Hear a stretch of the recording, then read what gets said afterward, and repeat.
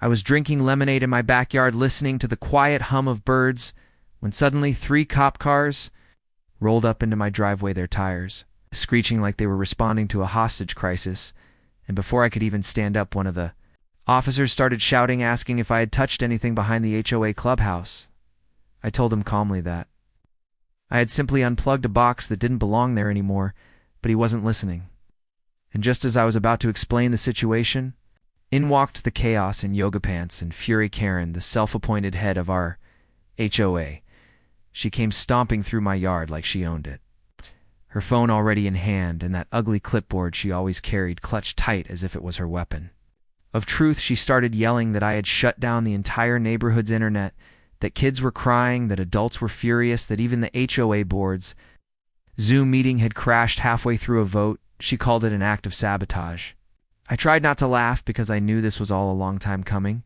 Karen had banned my satellite dish 3 months ago, claiming it violated the HOA's aesthetic harmony clause, whatever that means, and since then, she had gone out of her way to bully, intimidate, and fine me over every petty thing from my trash bins to the color of my garage.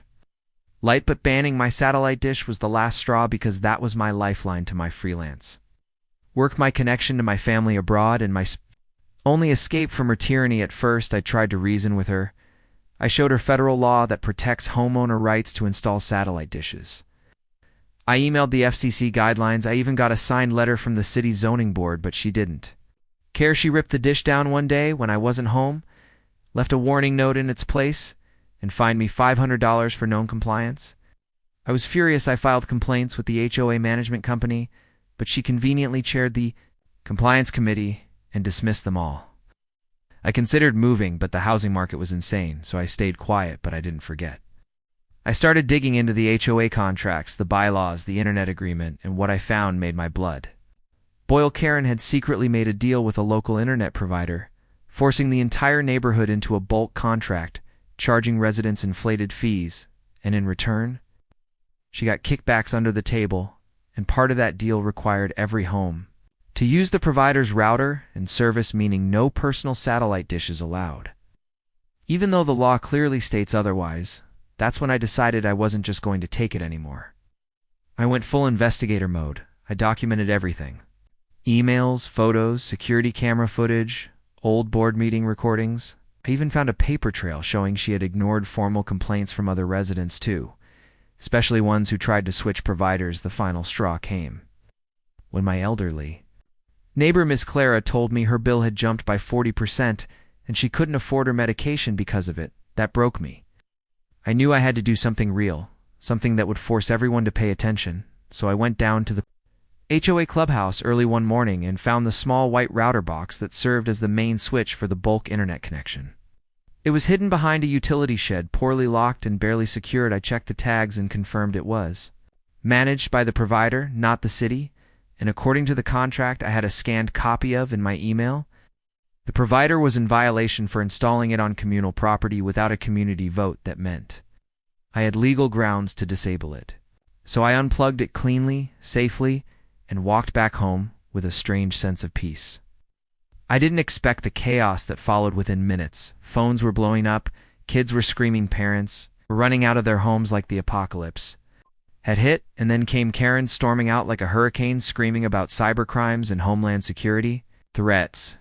She called the cops before even speaking to me, and that's where this story begins, with me standing in my yard, 3 officers demanding answers, and Karen acting like I had just burned down the city hall. But what she didn't know was that I had been preparing for this day for months, and I had everything I needed to not only defend myself, but expose her to the entire neighborhood and maybe even the authorities, because this wasn't just about a satellite dish anymore. It was about corruption, abuse, and a woman who thought she was untouchable, and I was about to show her just how wrong she was. Years ago, when this neighborhood was still being built, most of us were just excited to finally own homes in a quiet, peaceful area with good schools and big trees lining the streets. Nobody cared about rules or regulations. We were too busy painting our walls, picking curtains, and planting flowers. But then came the HOA, like a silent storm, dressed up in friendly newsletters and block parties. They told us it was for community safety and property value, but in reality, it was a leash, and at the end of that leash stood Karen. She didn't start as the president of the HOA, in fact. She started small, helping with parking complaints and trash collection. Then one day, she pushed to rewrite the bylaws and reorganize the board, and somehow when the dust settled, she was chairing every single committee's security. Maintenance, compliance, even communications. It wasn't long before people started calling her queen.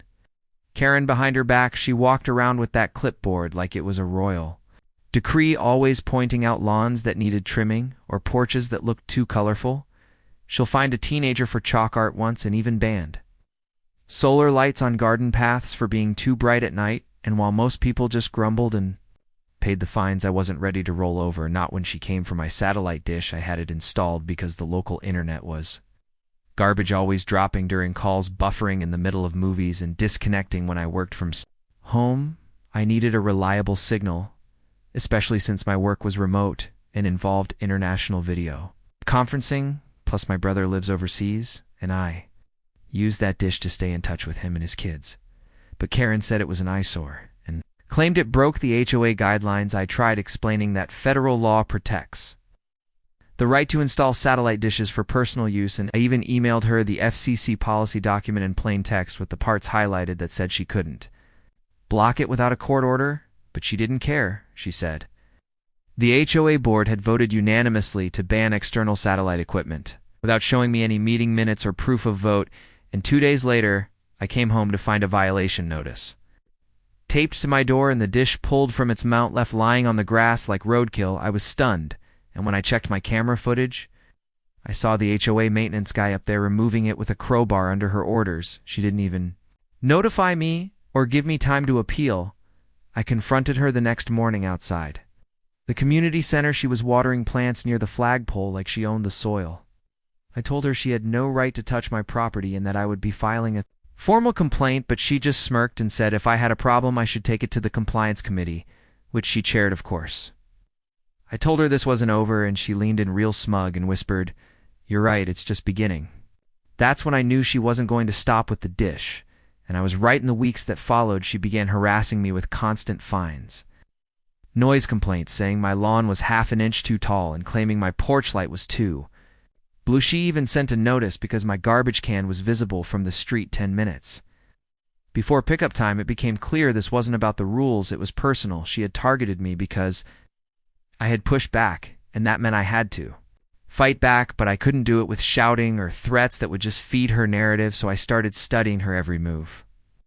I attended board meetings, sat quietly in the back, taking notes while she smugly passed policies nobody voted for. I read the HOA bylaws, the contract agreements, the community charter, even the financial statements buried in the monthly reports. And that's when I found something strange. A recurring payment made to a company I didn't recognize. It was listed as infrastructure maintenance, but when I searched it, I found it was actually an internet provider.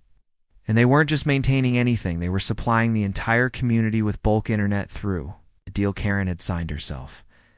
Without any community-wide vote, she had locked the neighborhood into a contract with a third party, then banned alternative setups, like satellite dishes, to eliminate competition and force everyone to use the provider she had chosen, and rumor had it she got a fat referral check every time someone signed up.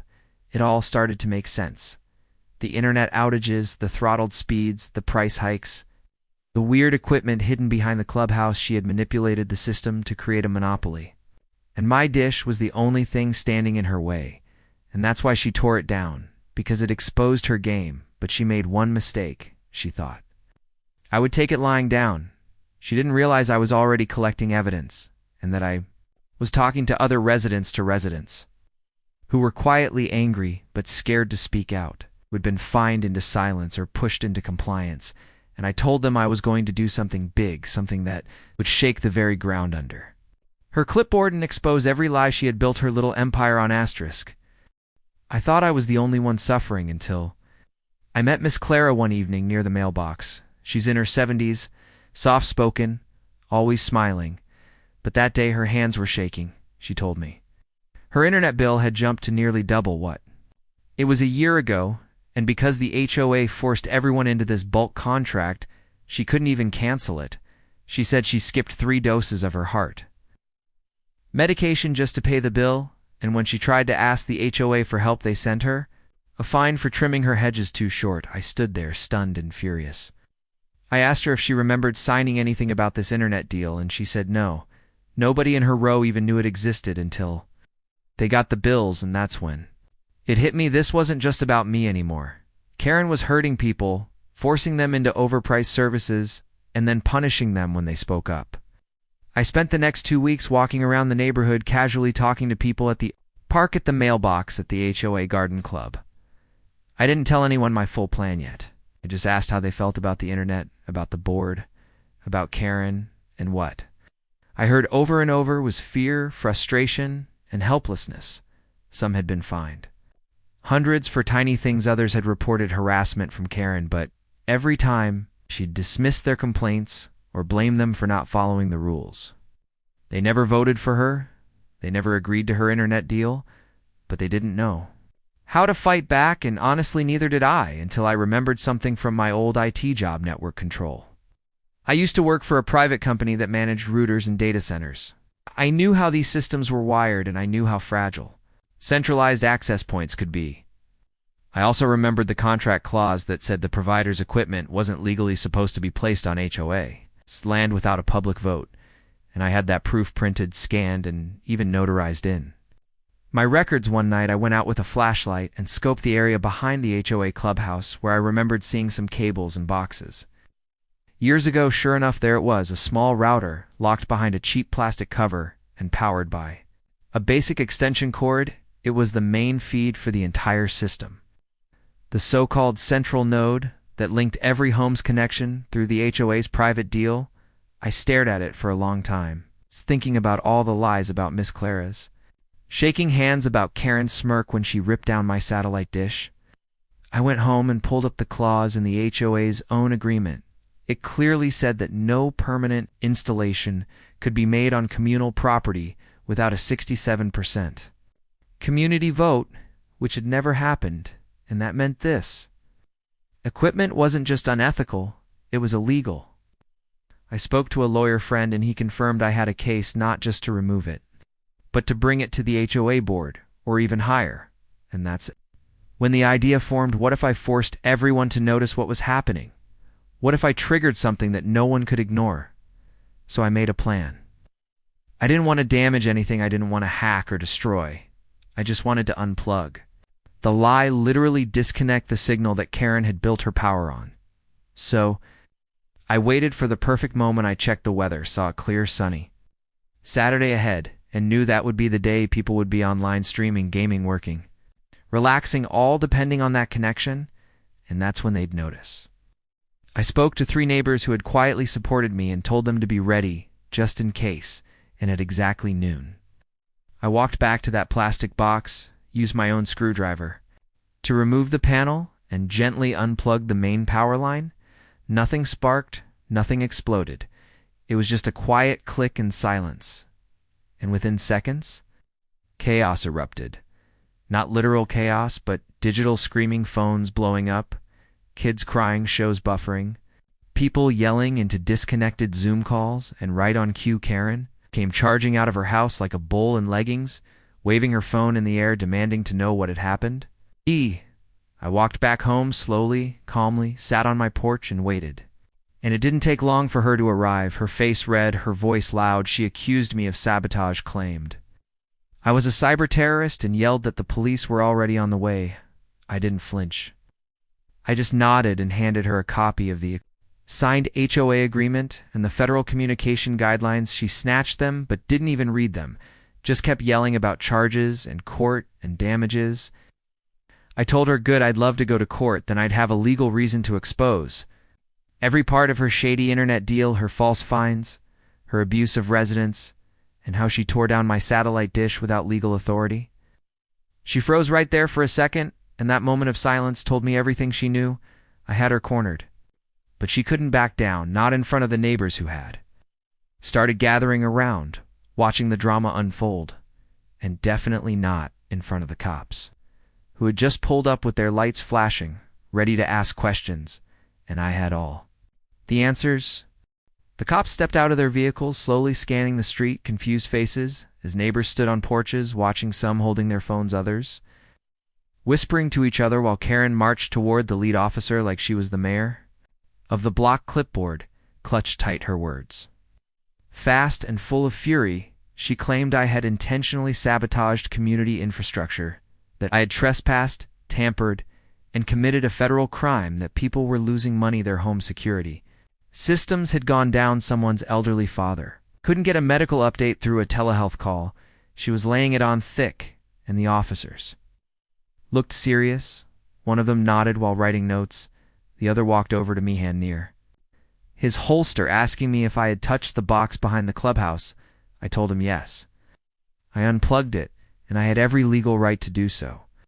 I handed him a printed copy of the HOA agreement, pointing to the section about unauthorized installations on communal land, and then showed him the federal FCC guideline that protected my right to install a satellite dish for personal use.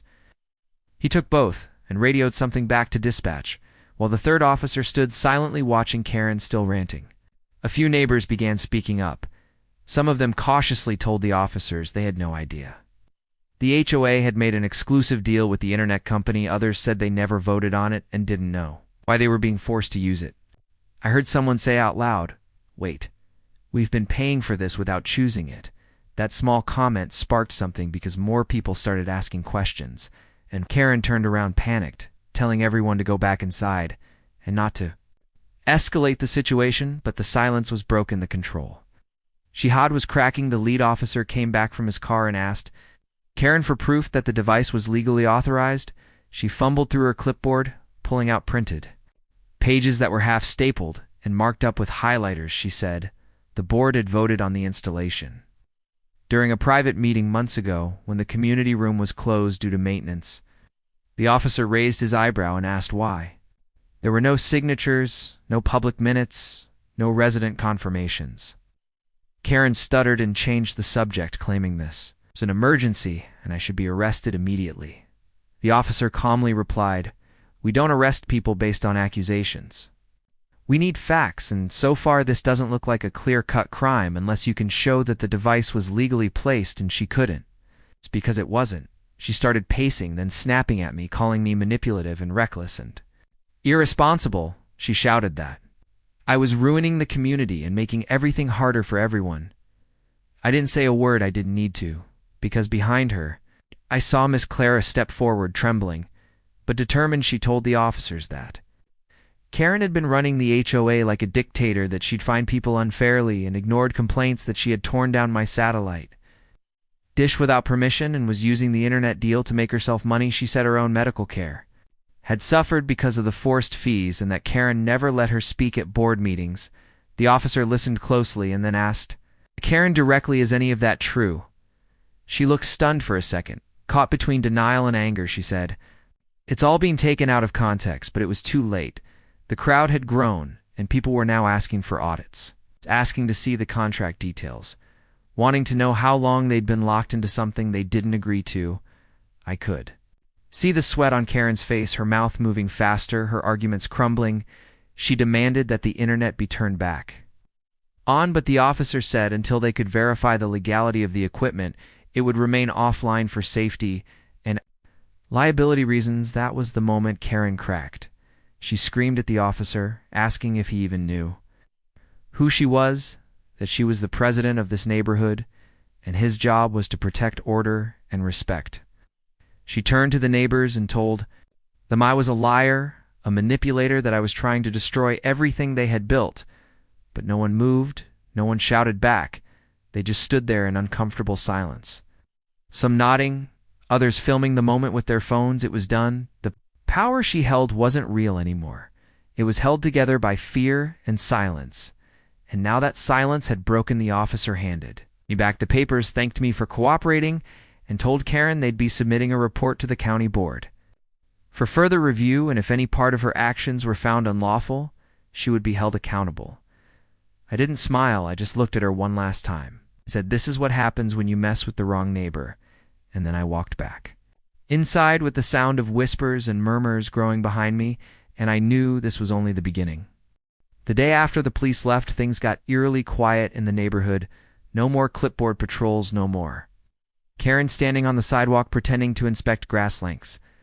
The usual HOA emails stopped for the first time in months, and people started looking me in the eye when I passed them instead of looking away with that anxious, "we don't want trouble" face. One of my neighbors, a young mom named Tasha, knocked on my door that evening and handed me a manila envelope. Inside were screenshots of HOA group texts where Karen had been mocking residents, calling them clueless sheep, and joking about how easy it was to find them without cause. And she wasn't alone.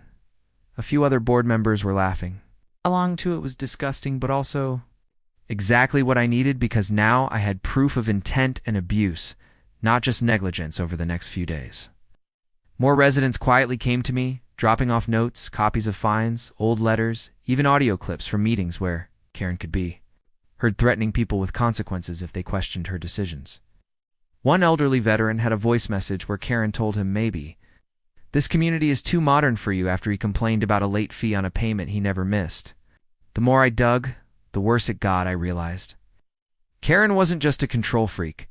She was strategic and manipulative, using her position to create a system where fear kept people compliant and confusion kept them quiet. But now her armor was cracking, and I wasn't going to let her glue it back together. I contacted the county HOA Oversight Board and requested a formal investigation, attaching a full report of documents, screenshots, audio files, financial inconsistencies, and the bulk internet contract that had never been publicly approved. Within 24 hours, I got a call from a board liaison who said my submission had triggered a red flag, and they were launching a preliminary inquiry. They asked if I could gather statements from residents, and I said yes, absolutely. I sent out a flyer to every house with a simple message: if you have ever felt mistreated or overcharged by the HOA, please speak up. You are not alone. I created a private email, and within 2 days I had over 40 responses. Some were short one-liners like, "She'll fine me for my car being too dusty," and others were long, heartbreaking stories like the single dad who was fined for parking his truck on his own driveway after a night shift, or the teacher who had her welcome mat removed because it wasn't community standard. Karen had touched everyone in some way, and now everyone was realizing it together. But while I was organizing all this, Karen wasn't staying quiet. She started sending out newsletters again, trying to spin the situation, saying someone had vandalized HOA property, that misinformation was being spread, and that the community should trust the board to resolve things. She never named me directly, but her tone was clear. She was trying to play the victim, painting herself as the one being targeted by online bullies and bitter neighbors. But this time it wasn't working. People were done being afraid, and her attempts at damage control were failing. The next board meeting was scheduled to be online as usual, but the HOA Zoom account was still down from the internet outage. So they had to meet in person for the first time in months, and that changed everything, because now residents had a chance to show up and face her face to face, and I made sure they did. I printed flyers and handed them out door to door, reminding everyone that this was their chance to demand answers, that the HOA works for the homeowners, not the other way around. The night of the meeting, the community center was packed. More people than I'd ever seen show up to anything in this neighborhood. Chairs were filled, people were standing in the back, and Karen walked in visibly shaken, her usual confidence replaced with forced smiles and stiff posture. She tried to open the meeting with her usual speech, but someone in the crowd shouted, "What happened to the vote on the internet deal?" And just like that, the room erupted in questions, or people asking about fines, illegal rules, harassment, censorship. Everything that had been boiling for years all came out at once, and for the first time. Karen didn't have her clipboard to hide behind. She stammered, tried to talk over people, but no one let her. They wanted real answers.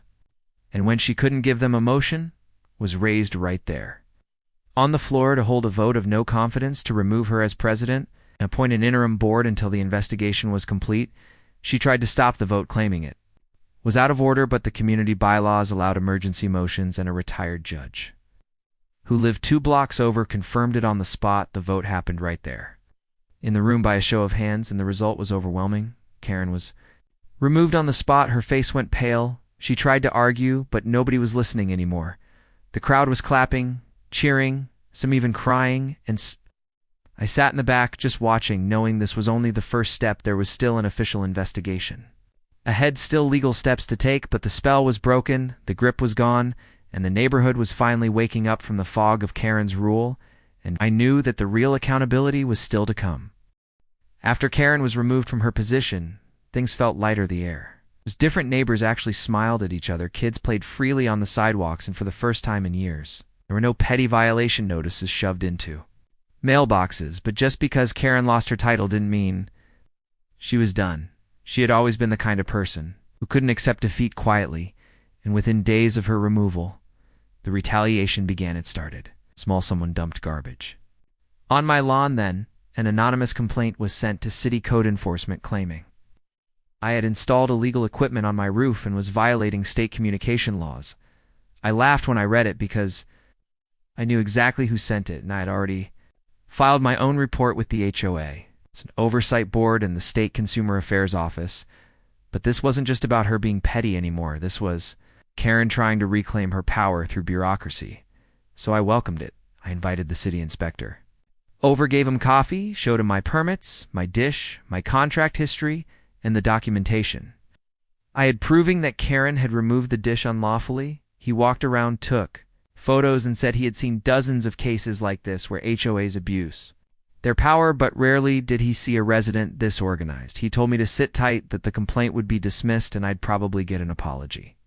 I didn't need an apology. I needed her exposed and punished, and fate gave me the opening I needed when one of the interim board members forwarded me an email chain Karen had accidentally sent to the wrong person. In that thread, she was discussing ways to regain influence by spreading rumors about me, accusing me of hacking HOA systems, even suggesting she bribed one of the interim board members to reopen the complaint about the internet sabotage.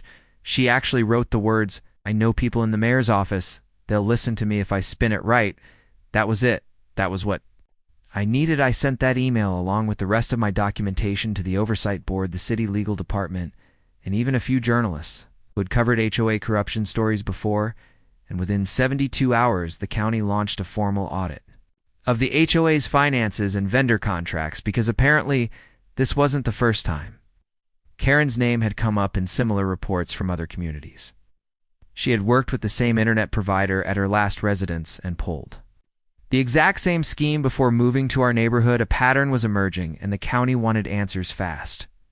Meanwhile, Karen must have sensed the walls closing in, because she tried to play the sympathy card she posted in a private neighborhood forum, claiming she had been bullied, targeted, and driven out by a hateful group that was trying to tear apart a safe, peaceful community. She painted herself as the victim of a digital mob and even hinted that she might take legal action against those who had slandered her. But this time no one believed her, no one commented in support, and a few brave souls even posted their own experiences with her abuse, calling her out publicly with screenshots and dates. The tide had turned completely, and she was now isolated, desperate, and spiraling. She tried one last stunt by sending a cease and desist letter to me claiming I was defaming her and threatening her safety. My lawyer laughed when he read it because it was full of vague threats.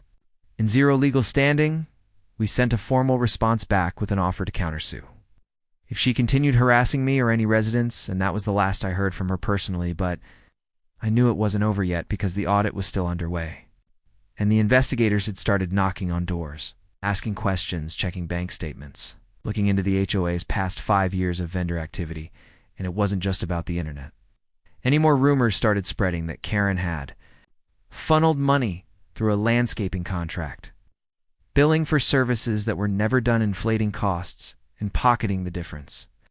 And now that people weren't afraid, they were willing to testify. A retired accountant on our street actually created a full spreadsheet tracking every payment made by the HOA, cross-referencing it with contractor work logs, and the gaps were impossible to ignore. Thousands of dollars missing, unexplained charges, vendors who didn't exist on paper, all connected. To the time when Karen was in charge, the interim board submitted a formal complaint to law enforcement, and I was told that criminal charges were being considered. Not just fines or penalties, but actual fraud charges that could land her in serious trouble. And I thought back to the moment she stood on my lawn screaming at me, calling me a liar, a threat to the community, saying I would regret crossing her, and now here we were, the same woman who banned my satellite dish was facing an investigation that could ruin her professionally, socially, and possibly legally, and all because she underestimated the quiet guy on the corner, who just wanted decent internet and to be left alone. It was almost poetic, but I wasn't celebrating, not yet, because the final chapter hadn't been written, and I still had one more surprise to deliver. 3 weeks after the county audit began, things reached a boiling point. The board had been asked to submit every financial transaction record, every invoice, and every communication related to vendor agreements, internet contracts, and even landscaping bids. And while the interim board cooperated fully, Karen, who no longer had access to HOA systems, began to panic, neighbors told me.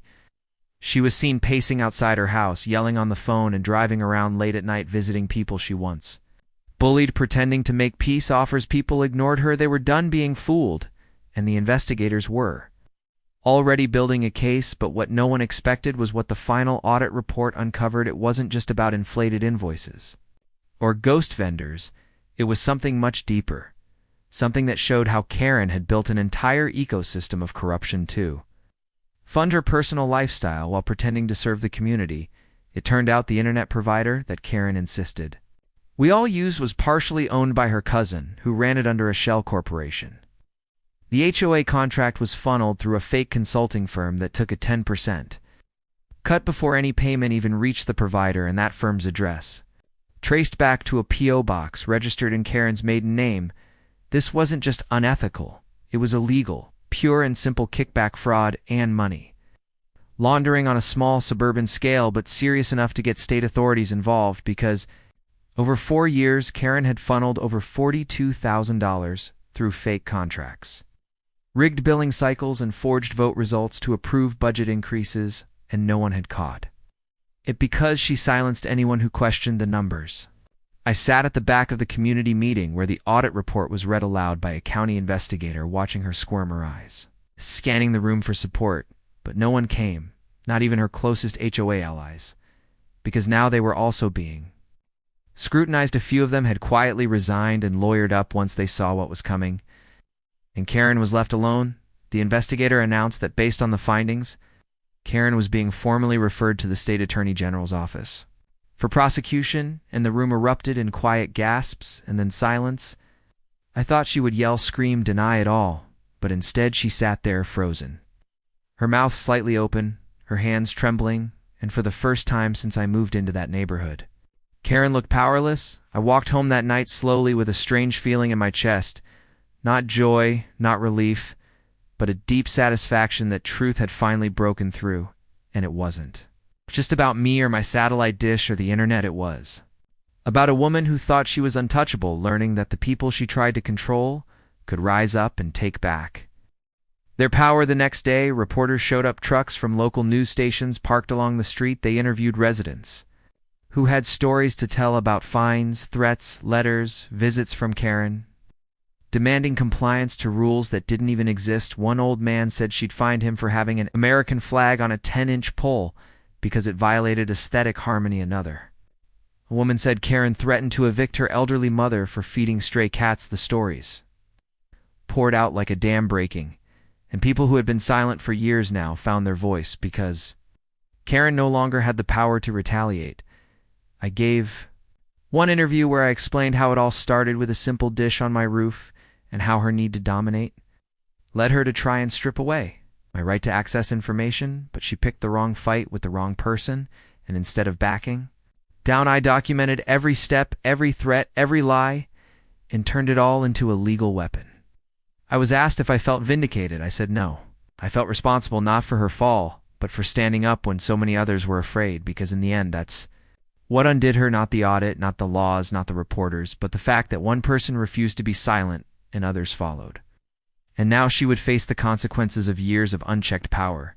The HOA board issued an apology to every resident, and a vote was held to permanently ban any single person from holding multiple positions or approving contracts without community-wide transparency. Rules were changed, bylaws updated, and the entire system rebuilt with real oversight. Karen's house went up for sale the next week. The listing said, "Motivated seller," and I heard she moved back in, with family out of state.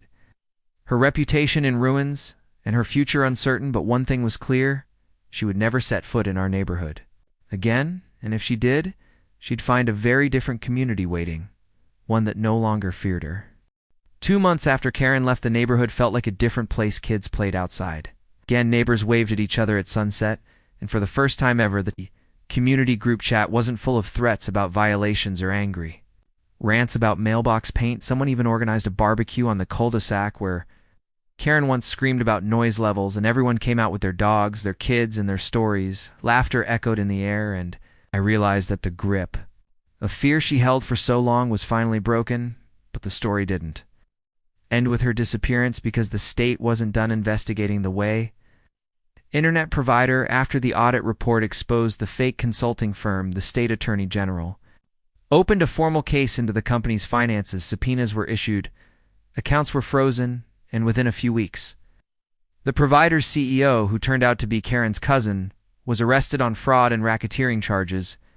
Apparently, our little neighborhood wasn't the only one. They had done this to 5 other HOAs across the state, reported the same kind of forced contracts, inflated fees, and shady billing, and thanks to the paper trail I had saved from the very beginning, including screenshots, emails, printed newsletters, and even Karen's original satellite ban letter, the case was airtight. It made headlines in the regional press, and I was even asked to testify in a state hearing about HOA abuse and internet monopolies, something I never imagined. When I first put that dish on my roof during that hearing, I told them what it felt like to be targeted by a neighbor with unchecked power.